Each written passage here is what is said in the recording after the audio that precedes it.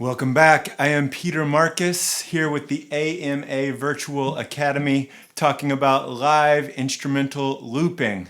And here we are in our fourth video. If you saw 3A and 3B, those videos we talked about various loop stations from the simple all the way to the complex, and also a little bit about arranging loops and resources for music. So today we're going to talk about how we can input multiple sounds into one loop station, and we're also going to take a little tour of the RC-300, the specific loop pedal station that I use. So several things going on. First, let's talk about what you just saw. I was using 3 different inputs, and I started out with a microphone. This is an actual vocal microphone. You could use a lavalier microphone, an instrument microphone. One of the things you might have noticed over here, I have a little foot pedal, and this allows the microphone to be input when I depress it, and then when I let it up, no longer will the sound input. And one nice thing about that is that then we don't have the sounds from the other loops going straight into the microphone. So I suggest having some way to silence your microphone when you're not using it for your loop pedal station. On this specific loop station, it has an actual Xlr microphone input. So that allows you to plug a microphone in, or maybe a direct input Xlr cable. The stereo instrument input, I could input one instrument and have it in stereo, and there's features that allow me to pan that sound left and right. Or I can plug one instrument into the left channel, another instrument into the right channel, and that allows me to really maximize all my inputs. Now, one of the challenges there is there's only one volume knob for that instrument line input, and so I have to control the volume on my separate instruments. It can get a little bit messy. All of mine have electric outputs, and so that allows me to adjust my volume here on my violin or with my guitar. Now, I know not everybody out there is going to have that capability, and you still want to have a clean sound. I can show you one other input if you wanted to input something maybe from a music digital player, and that is the third input. We have an auxiliary 1/8 inch. So that's not something I use in live performance, but it is one other option.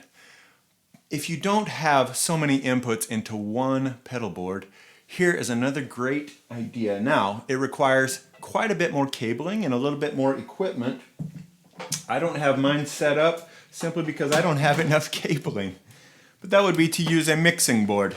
Now, on this specific mixing board, I have 4 Xlr inputs and then 2 other instrument inputs. And all of these I can send straight into the mixing board. I can adjust their sound, their EQ, I can adjust their volume, and then they would all go straight into my amplifier or whatever I'm using.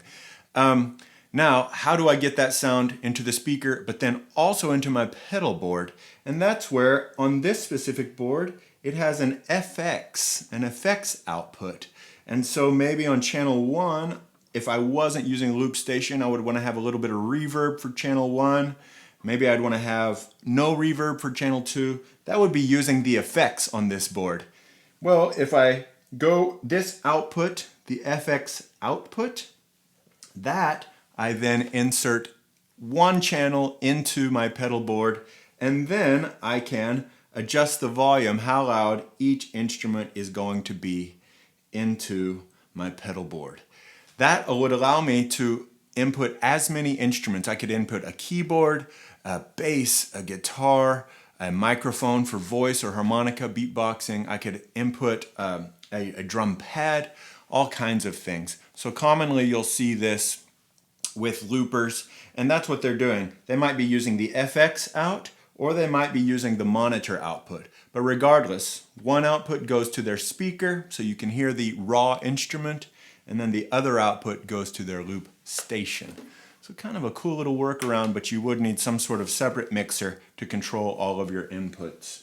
I mentioned this in the first video. You can have as many instruments as you want, but remember, all of those instruments have to come to the gig with you.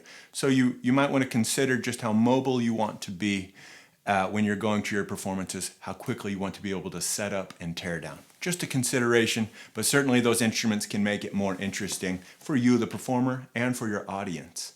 All right, so that's how I can get sound into my pedal board. I want to talk now specifically about the RC-300 and give you a little tour. I'm certainly not going to go to all of the features, and I would encourage you to find other artists and companies showing you around this board, because it can do just about everything you think of. So here I am down on the ground. We saw before we have 3 separate pedals, and this can allow me to record all 3 of them linked together. Or I can separate them so that these 2 are the same length and this one is a different length.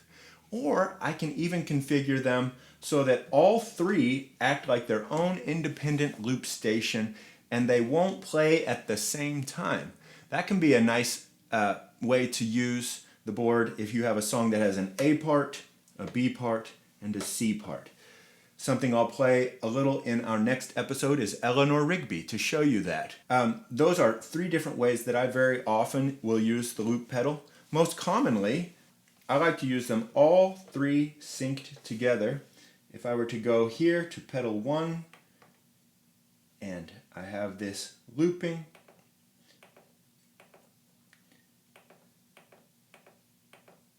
and I have loop sync on. If I turned it off, then this pedal would not sync with these 2 pedals. But I have these so that all 3 have the same tempo. And then I could do that again for track 2, and then again set up track 3. Now you can see there I can have track 3 loop as a play mode, or I can have it when I hit that pedal, it just records it and it plays it one time, and then it goes on. Other options, reverse. That can be quite interesting. I've never used it, but it makes for interesting sounds. And then this is another feature that I use very often. 3 different ways that I can stop. So when I hit the stop button, I can have this case that the loop keeps playing. And that's what I just did with take 5. So I didn't have to really think about stopping it at just the right time. I have it stop when the loop ends. Another option is to have it fade out. And that can be a nice way to end a song as an exit strategy. Very often loop songs don't sound like they have an ending, and so we can have it fade out, maybe like the song would on the radio. And then a third option, when I hit the stop pedal, it will stop immediately. Now let's talk about that. If you look over here, this is an all start, all stop, and that's really nice. As an abort pedal, maybe something's going wrong, and then I can just hit that little guy and stop everything, and I can start my loop over. Over here, this can be used for several things. I have it set up as a volume pedal because my loops can get loud, especially if I have 8 or 9 different loops going on and I've entered them at kind of full volume, I can set this to turn it all the way down or just to 50% or 25%, and you can navigate through and find that. Next, we have a loop effects pedal and several things that are built into this pedal board if you don't want to use a separate effects board. This is various alterations of voice. You can add chorus and guitar. One of the features that sounds kind of nice is that it drops it and makes it sound like a bass, so that's a nice feature. And then you'll find several others like delay. So I'd encourage you, if you just want to travel with this, you don't want to have a separate pedal board, you can look into the loop effects and see what sounds you are happy with your instrument. Finally, I want to talk about the rhythm feature. Some performers like to use this, and there are many different options. You can experiment with all the beat patterns. And if you want to use your hands, you can change the tempo. Well, that's crazy. And another really nice feature, the loop station will discern your tempo when you input, and then it will match if you have it set to turn on. That's it for today. In our next video, we're going to talk more about complicated forms, as I talked about.